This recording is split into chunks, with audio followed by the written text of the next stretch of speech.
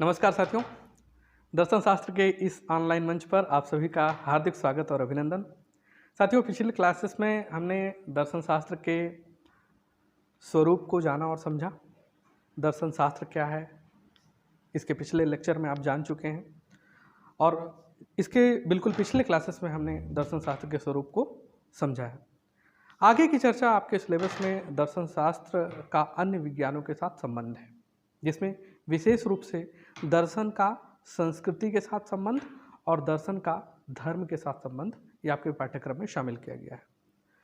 तो इन चीज़ों को हम थोड़ा सा नए डायमेंशन में समझने की कोशिश करते हैं। आप मुझे ये बताइए, अगर आपको ये प्रश्न दिया गया, आप कैसे जस्टिफाई करेंगे? सबसे पहली चीज़ तो बहुत सारी चीज़ें हैं जो आप जानते हैं और समझते हैं, लेकिन उसे रिलेट कर पाना और उसे एक तरह से एक व्यवस्थित रूप दे पाना, यही आपकी कुशलता है। तो सबसे पहली चीज़ है, आपके सिलेबस में दिया हुआ है दर्शन का अन्य विज्ञानों के संबंध, यानी दर्शन शास्त्र का और विशेष रूप से दर्शन शास्त्र का संस्कृति और धर्म के साथ संबंध। धर्म के साथ संबंध। अब आप मुझे यहां बताइए कि अगर दर्शन शास्त्र का संस्कृति के साथ आपको संबंध स्थापित करना है, संबंध का मतलब क्या है कि कैसे जुड़ा हुआ है? क्या दर्शन शास्त्र के कुछ विषय संस्कृत में है या क्या इन दोनों में कुछ आदान प्रदान का संबंध है? ये चीज़ों को आपको आइडेंटिफाई करना है, ठीक है? तो आप अपनी बुद्धि और विवेक का इस्तेमाल करते हुए आप मुझे बताइए कि आपको इस प्रश्न का उत्तर देने के लिए आपको किन किन चीज़ों की ज़रूरत होगी। तो what is the pre requisite? तो हमारा जो सबसे पहली चीज़ ये है कि आप दर्शन शास्त्र के बारे में आपकी समझ हो, और दूसरी चीज़ ये है कि आप संस्कृति के बारे में आपकी समझ हो। यदि आप दोनों ही विषयों से परिचित हैं तो आप इन दोनों को बेहतर कनेक्ट कर सकते हैं, ठीक है? क्लियर है? तो सबसे पहली चर्चा हम इसी विषय की करते हैं, इसी टॉपिक की करते हैं कि दर्शन शास्त्र का संस्कृति के साथ क्या संबंध है, यानी कैसे दर्शन, ये जो दर्शन शास्त्र है ये कैसे संस्कृति से जुड़ा हुआ है, इन दोनों में किस प्रकार का संबंध है, ठीक है? तो सबसे पहली चीज मैं यहां से शुरू करता हूं। दर्शन शास्त्र आप समझ ही चुके हैं। दर्शन शास्त्र क्या है? किसी भी विषय का, किसी भी प्रश्न का तार्किक उत्तर प्रस्तुत करता है और उस तार्किक उत्तर देने के लिए वो बौद्धिक प्रणाली का इस्तेमाल करता है। इसलिए हम कहते हैं कि दर्शन शास्त्र बौद्धिकता की प्रणाली है, यानी किसी भी प्रश्न का उत्तर तर्क के आधार पर दिया जाता है, ठीक है? तो कहने का मतलब ये होगा कि इस दर्शन शास्त्र में तर्क होगा और चिंतन होगा। इस तर्क और चिंतन के आधार पर सारी चीज़ों की व्याख्या करेगा, ठीक है? तो पहली बात तो यहाँ आपको दर्शन शास्त्र को समझाना होगा और दूसरी चीज़ आपको संस्कृति को समझाना होगा। और यदि अगर दोनों ही चीज़ों में आपके मौलिक समझ है, आपको आगे चल करके इन दोनों में रिलेट कर देना है कि कैसे एक दूसरे से जुड़े हुए हैं। यही चीज़ें आपको इसमें बतानी है। तो पहली चीज़ तो दर्शन शास्त्र की इतनी चर्चा में 3 लेक्चर्स में आप दर्शन शास्त्र को तो समझ ही चुके हैं कि दर्शन शास्त्र बौद्धिकता की प्रणाली है। तार्किक उत्तर दिया जाता है किसी भी प्रश्न का उत्तर विचार प्रणाली से हो जाता है। XYZ मतलब सारी चीज़ें आप जान चुके हैं। अब बात आती है संस्कृति की। संस्कृति को आप कैसे समझते हैं? आपने अब ऐसा कोई अनोखा शब्द तो नहीं है संस्कृति। हमारी संस्कृति, तुम्हारी संस्कृति, ऐसी चर्चाएं तो आप करते रहते हैं, है ना? उनकी संस्कृति अलग है, हमारी संस्कृति अलग है, हमारी संस्कृति बेहतर है, उनकी संस्कृति खराब है। इन शब्दों का इस्तेमाल करते हैं, लेकिन आपको खुद से भी पूछना होगा क्या संस्कृति के बारे में आपकी सामान्य समझ है, ठीक है? अमूमन संकीर्ण दृष्टिकोण से हम संस्कृति को नृत्य कला, संगीत कला, लोक कलाओं से जोड़ते हैं, ये हमारी संस्कृति है। लेकिन संस्कृति इससे कहीं ज़्यादा व्यापक है। मतलब वो पूरे समाज में आच्छादित है। पूरा समाज कैसा है, संस्कृति से निर्धारित होता है। तो वास्तव में आप सामान्य रूप से अगर हम संकीर्ण रूप से देखें तो इसकी संकीर्ण जो व्याख्या होती है संस्कृति की, वो क्या होती है? कला, है ना, संगीत, नृत्य,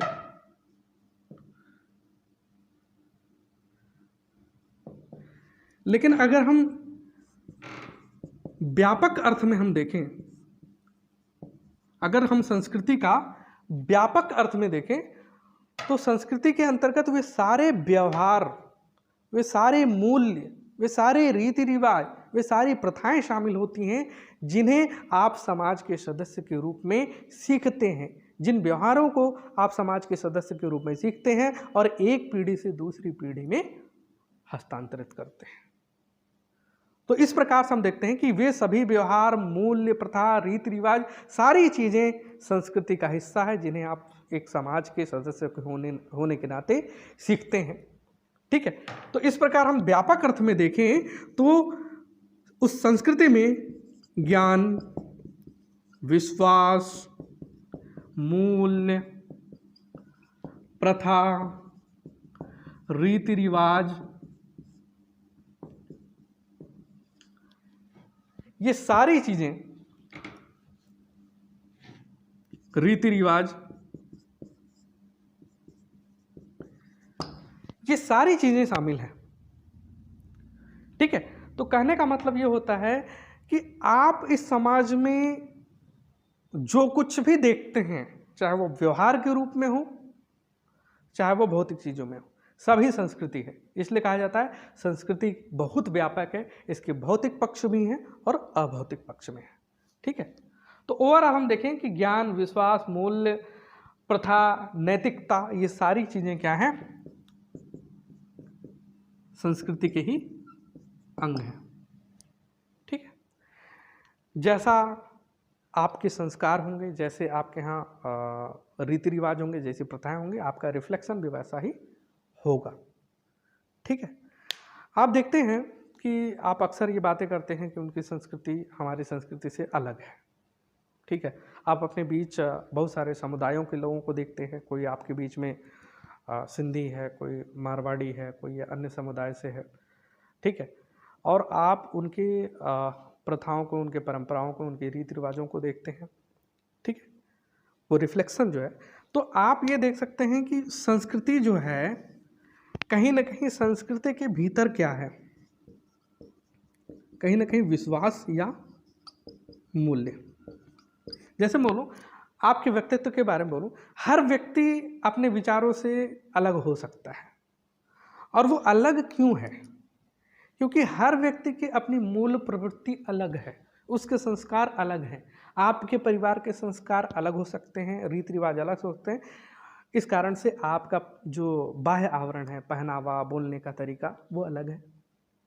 ठीक है, कोई और व्यक्ति है, वो किसी दूसरे प्रदेश से संबंधित है, उसके रीति रिवाज, प्रथाएं, मूल्य अलग है, तो उसका रिफ्लेक्शन अलग होगा आपसे। तो कहने का मतलब ये होता है कि वास्तव में ये जो हमारे बाह्य पक्ष हैं, जो रीति रिवाज हैं, ठीक है, व्यक्ति का व्यवहार है, जो पहनावा है, या अन्य जो भी चीजें हैं, उसकी कला है, लोक कला है ना, ये सारी चीजें कहीं ना कहीं किसी न किसी उनके भीतर में एक विश्वास पर आधारित है। तो हर संस्कृति का एक आंतरिक पक्ष होता है मूल्य या विश्वास। जैसे आपका आचरण कैसा है, तो उसके पीछे आपकी मूल प्रवृत्ति है, जैसा आपका संस्कार है वैसा आपका आचरण है। तो यहाँ पे देखिए कैसे जुड़ा हुआ है कि जितने भी संस्कृति के आप रीति रिवाज, व्यवहार, पहनावा और जो भी आचार विचार करने का ढंग, जितनी भी चीज़ें देखते हैं, उनके भीतर एक विश्वास है, उनके पीछे एक मूल मान्यता है। क्या है? वो सारी चीज़ें कहीं ना कहीं एक मान्यता या विश्वास पर टिकी हुई हैं। ठीक है, और इन्हीं से संस्कृति का ये बाह्य स्वरूप क्या होता है, दिखाई देता है।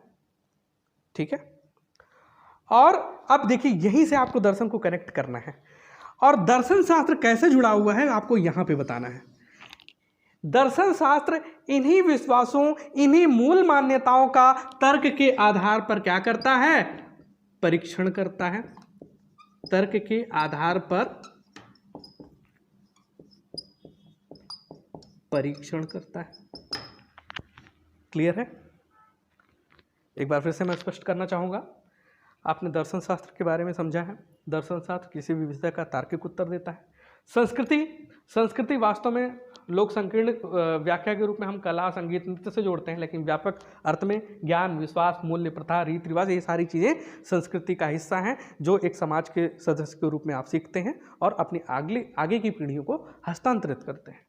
तो कहने का मतलब ये होता है कि हर एक रीति रिवाज, पहनावा, जो भी संस्कृति का बाह्य आवरण दिखाई देता है, उनके पीछे कुछ विश्वास और मूल मान्यताएं होती हैं, और दर्शन शास्त्र इन्हीं विश्वासों, इन्हीं मूल मान्यताओं का तर्क के आधार पर परीक्षण करता है। इसलिए दर्शन संस्कृति से जुड़ा हुआ है। यही चीजें आपको बतानी है। बिल्कुल संक्षेप में एक टिप्पणी आपसे पूछी जा सकती है और इसमें कुछ विशेष नहीं है। आपको दर्शन को समझाना है, संस्कृति को समझाना है, और कैसे जुड़ा हुआ है आप एक डायग्राम बना करके आप इसकी कनेक्टिविटी दिखा सकते हैं। ये इनोवेशन की ज़रूरत होती है, अपेक्षा भी रहती है पीएससी को कि आप कुछ अपनी ही चीज़ों को, सारी इन्फॉर्मेशन को कुछ नए आयाम के साथ प्रस्तुत करें। तो आप इस तरीके से यहाँ पे बता सकते हैं कि विश्वास, मूल मान्यता, ये संस्कृति का आंतरिक पक्ष है, और इन्हीं आंतरिक पक्षों से दर्शन जुड़ा हुआ है। कैसे जुड़ा हुआ है? क्योंकि इन्हीं विश्वासों, मूल मान्यताओं का तर्क के आधार पर परीक्षण करता है कि सही है या गलत है। अब कैसे? आप देखते हैं कि ये कैसे पता चलता है कि कोई ऐसी प्रथा जिसको आप पहले स्वीकार करते थे और वो समाज से हट भी गया, कई लोगों ने उसका विरोध किया। ठीक है, देखिए अगर दर्शन की भूमिका हर जगह है, आपने देखा होगा कि ऐसी कई कुप्रथाएं जो किसी जमाने में आपके समाज और संस्कृति का हिस्सा थी। बाल विवाह होते थे एक जमाने में, समाज उसे स्वीकार करता था कि नहीं? करता था। ठीक है, विधवा विवाह निषेध था, समाज उसे, विधवाओं को विवाह को मान्यता नहीं देता था, लेकिन आज आप उसे कुप्रथा बोलते हैं कि नहीं? बोलते हैं। सती प्रथा, एक जमाने में सती प्रथा को समाज मान्यता देता था, लेकिन आज आपसे पूछा जाए क्या सती प्रथा का समर्थन करेंगे, तो आप बोलेंगे बिल्कुल नहीं, ये गलत है। तो क्या गलत है, क्या सही है, ये आपको कैसे पता चलता है? ये आपको दर्शन के माध्यम से ही पता चलता है। आपकी संस्कृति में क्या गलत है, क्या सही है, ये कैसे पता चलता है? जब उस संस्कृति की मान्यताओं का तर्क के आधार पर परीक्षण करते हैं। और यही कारण है कि आज हमारे समाज सुधारकों की भूमिका के कारण से सती प्रथा जैसी कुप्रथा आज हमारे समाज का हिस्सा नहीं है। क्यों? क्योंकि दार्शनिकों ने, हमारे समाज सुधारकों ने, हमारे विचारकों ने उस पर तर्क किया और उन्हें बताया कि वास्तव में ये समाज के लिए अभिशाप है और इसको समाज से दूर किया जाना चाहिए। तो यहीं से आप दर्शन की भूमिका भी समझते हैं कि समाज में जितनी भी अच्छी चीज़ों का समावेश हो रहा है वो दर्शन के कारण ही है, और संस्कृति में जितनी अच्छी बातों का समावेश हो रहा है वो दर्शन के कारण है, क्योंकि दर्शन स्थापित मान्यताओं और विश्वासों की तर्क के आधार पर समीक्षा करती है। अगर ये नहीं होता तो बिल्कुल आप अंधविश्वासी होकर सारी चीज़ों को मान लेते। तो यहाँ पे दर्शन शास्त्र की भूमिका है, और आपको इसी अंदाज में आपको बताना है, बिल्कुल सहज रूप में। तो मुझे उम्मीद है कि दर्शन शास्त्र का संस्कृति के साथ संबंध में जो भी अवधारणा है आप पूरी तरह स्पष्ट हो गई होगी। आगे की चर्चा इसमें जो आपका टॉपिक है दर्शन शास्त्र का धर्म के साथ संबंध, बिल्कुल इसी तरीके से आपको बताना है। भाई अगला टॉपिक हम लेते हैं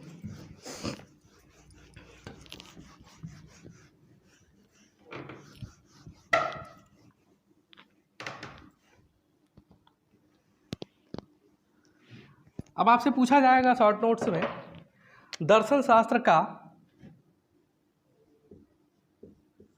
धर्म के साथ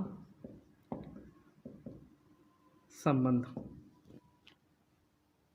ठीक है, अब यहाँ पे सबसे जरूरी चीज यही है कि इन दोनों के बीच में संबंध स्थापित करने के लिए आप दर्शन और धर्म को समझें। ठीक है, तो चलिए बताइए धर्म क्या है। मैं आपसे पूछूं, और कोई भी नया विषय नहीं है, ये कोई आयातित शब्द नहीं है। अक्सर टीवी पे, समाचार पत्रों में या अपने लोगों के बीच में ये शब्द आप सुनते हैं, है ना। तो सुनते ही हैं या जानते हैं, ये दोनों में अलग अलग है, सुनना और जानना। तो वास्तव में धर्म क्या है, देखिए यहाँ पे मैं आपको थोड़ा सा व्यापक रूप से बताऊंगा कि यहाँ भी दृष्टिकोणों का अंतर है आपके नज़रिए से, यानी भारत में धर्म क्या है और जो हम रिलीजन उसे कहते हैं उस रूप में धर्म क्या है। तो दोनों ही इस चीज़ों से हम समझते हैं थोड़ा सा। देखिए यही धर्म जो है क्या हो जाता है अंग्रेजी में, रिलीजन हो जाता है। ठीक है, इसी को अंग्रेजी में क्या कहते हैं, रिलीजन कहते हैं। और ये जो रिलीजन शब्द है वास्तव में लैटिन शब्द किससे बना है, किससे बना है, रेलिगेयर से बना है। किससे बना है, रेलिगेयर से बना है। और रेलिगेयर का अर्थ होता है बांधना, बांधना। तो यहाँ बांधने का अर्थ क्या है, बांधने का तात्पर्य है आपको ईश्वर के साथ कनेक्ट करना, यानी मनुष्य को ईश्वर के साथ जुड़ना, ईश्वर से संबंधित करना। ठीक है, क्लियर है। वहीं अगर हम, ये तो रिलीजन का अर्थ हो गया, और वहीं यदि हम धर्म की बात करें तो ये जो धर्म शब्द है, ये धर्म शब्द है, ये किससे बना हुआ है, ध्री धातु से बना है। किस धातु से, ध्री धातु से बना है। और इस ध्री का तात्पर्य होता है धारण करना। देखिए कितनी अच्छी बात है, आपके यहाँ धर्म धारण करने की बात करता है। क्या धारण करना, अच्छे विचारों को धारण करना, सात्विक विचारों को धारण करना। और अगर आप विशेष रूप से भारतीय धर्म की विशेषताएं समझना चाहते हैं तो मनुस्मृति के उन श्लोकों को स्मरण कीजिए। धृति क्षमा दमोस्तेयम शौचमिंद्रिय निग्रह धी विद्या सत्यम क्रोधो दशकम धर्म लक्षणम। अगर आपसे पूछे भाई भारतीय परिप्रेक्ष्य में धर्म क्या है, तो आप मनुस्मृति के जो 10 लक्षण बताए गए हैं उन्हीं को आप बता दीजिए। धृति क्षमा, क्षमा धारण करना, दमोस्तेयम है ना, चोरी न करना, है ना, शौच में इंद्रिय, शुचिता यानी पवित्रता धारण करना, इंद्रिय निग्रह, इंद्रियों का शमन करना। तो इस प्रकार से जो मनुस्मृति में धर्म के जो 10 लक्षण बताए गए हैं वही हमारा भारतीय धर्म है, वही आपको बताना है। तो धर्म मतलब होता है धारण करना, प्राणियों के प्रति दया धारण करना, सात्विक अच्छे विचारों को धारण करना। ठीक है, सात्विक विचारों को धारण करना।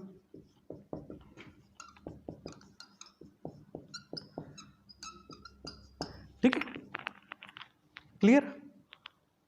तो ये धर्म हो गया रिलीजन, मनुष्य को ईश्वर से बांधना। और हमारा जो धर्म है वो ध्री धातु से बना है, ध्री यानी धारण करना, और अच्छे विचारों को धारण करना, अच्छे संदेशों को, जो भी हमारे धर्म के संदेश हैं उनको अपने जीवन में उतारना ही हमारा क्या है, धर्म है। नैतिकता को धारण करना। ठीक है, नैतिकता को धारण करना।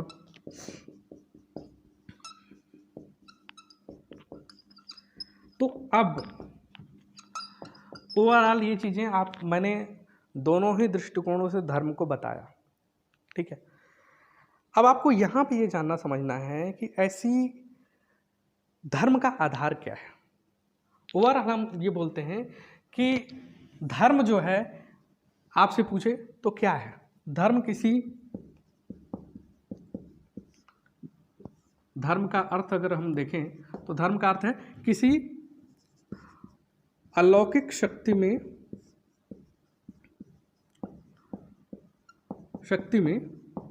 विश्वास। ठीक है, धर्म क्या है, अलौकिक शक्ति में विश्वास। अलौकिक या अतिमानवीय शक्ति में विश्वास, ऐसी शक्ति जो आपकी शक्ति से ऊपर है, उनके प्रति अपनी श्रद्धा प्रकट करते हैं, उनके प्रति आपके भीतर भय होता है, ठीक है, और वही क्या है, धर्म है। तो ओवरऑल जो हमारे विचारक हैं उन्होंने जो धर्म को किसी अलौकिक या अतिमानवीय शक्ति के में विश्वास के रूप में परिभाषित किया है।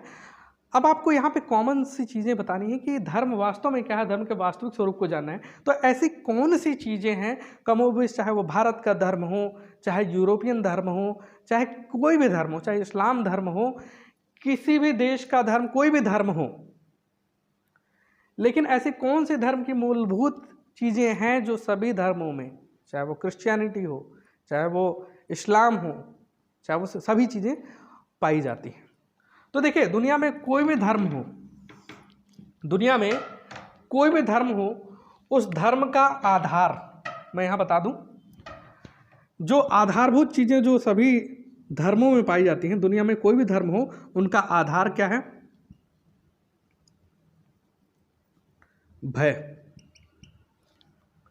उनका आधार क्या है, श्रद्धा। उनका आधार क्या है, भक्ति।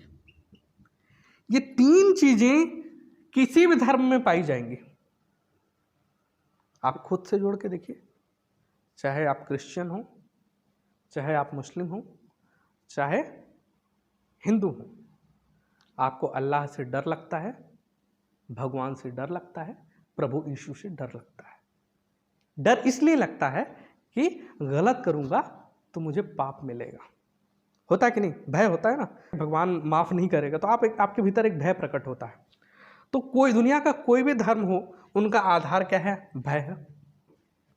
दुनिया का कोई भी आधार धर्म हो, उसके ऊपर श्रद्धा प्रकट करते हैं। आप अपने धर्म के प्रति आप श्रद्धा प्रकट करते हैं। ये चीजें अक्सर आप देखते होंगे, कहीं भी आप जा रहे हैं, कहीं भी आप जा रहे हैं, सड़कों पे चल रहे हैं, बाइक चला रहे हैं, अगर कहीं मंदिर दिखा तो खुद ब खुद अचेतन रूप से आपका सर झुक जाता है। क्यों झुक जाता है? झुकेगा वहीं जहाँ पे श्रद्धा होगी। तो श्रद्धा और भक्ति ही आपको नतमस्तक होने के लिए प्रेरित करती है, ठीक है। तो कहने का मतलब ये होता है कि दुनिया का कोई भी धर्म हो, उनका आधार भय, श्रद्धा और भक्ति है। दुनिया का कोई भी धर्म हो, उनमें कुछ महत्वपूर्ण जो कॉमन चीज़ें पाई जाती हैं, उनको भी आपको ध्यान रखना है कि महत्वपूर्ण चीज़ें, आधारभूत चीज़ें क्या पाई जाती हैं। धर्म के आधारभूत तत्व क्या है, कैसे धर्म प्रकट होता है। तो पहली चीज़ कि वास्तव में कोई भी धर्म हो, चाहे आपका हिंदू धर्म हो, चाहे कोई भी धर्म हो, धर्म वास्तव में एक ऐसी अलौकिक या अतिमानवीय शक्ति में विश्वास है। चाहे आदिम धर्म हो तो अलौकिक या अतिमानवीय शक्ति में विश्वास, शक्ति में विश्वास होता है कि नहीं, आपको खुद से भी पूछना है, होता है कि नहीं। आप किसी ऐसी शक्ति के बारे में जो आकारहीन है विश्वास करते हैं, ठीक है। दूसरी चीज, दुनिया का कोई भी धर्म हो, उसके प्रति आपके भीतर संवेगात्मक भावना होती है। संवेगात्मक भावना, इमोशनल फीलिंग, मतलब अगर कोई भी आपसे ये कहता है कि ठीक है तुम गलत कर रहे हो, भगवान तुम्हें माफ़ नहीं करेगा, ठीक है, अक्सर ऐसा आप कहते हो कि भाई ऊपर वाला सब देखता है। ये ऊपर वाला सब देखता है क्या मतलब कि आपकी संवेगात्मक भावना, इमोशनल फीलिंग जुड़ा हुआ है कि हमारे साथ कितना भी बुरा हो रहा है, हमारे साथ कोई कितना भी बुरा करे, लेकिन अंतिम जो पॉजिटिव चीज़ हमारे भीतर होती है कि ईश्वर सब कुछ देख रहा है, गलत सही सब कुछ देख रहा है, और यदि मैं अच्छा कर रहा हूँ तो उसका परिणाम मुझे अच्छा मिलेगा। तो ये सारी चीज़ें, ये सकारात्मकता आपकी कहाँ से आती है, इस संवेगात्मक भावना से होती है, ठीक है। दुनिया का कोई भी धर्म हो, वहाँ पूजा या प्रार्थना होती है, होता है कि नहीं, बिल्कुल होती है।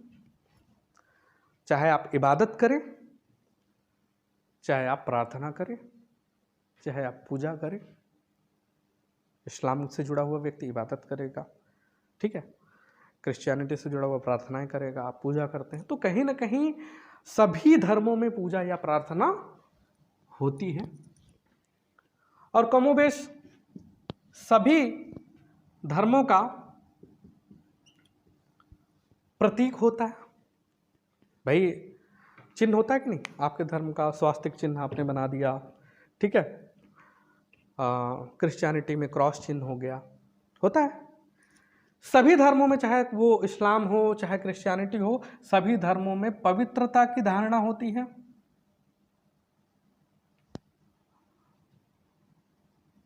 पवित्रता की धारणा, देखिए आपको जितने भी पॉइंट मैं बता रहा हूँ उसमें सोचना है, खुद को अपने उस क्षेत्र में रख करके देखिए कि ऐसा होता है या नहीं, तो वो पॉइंट आपके दिमाग में सहज रूप में बैठता है, ठीक है।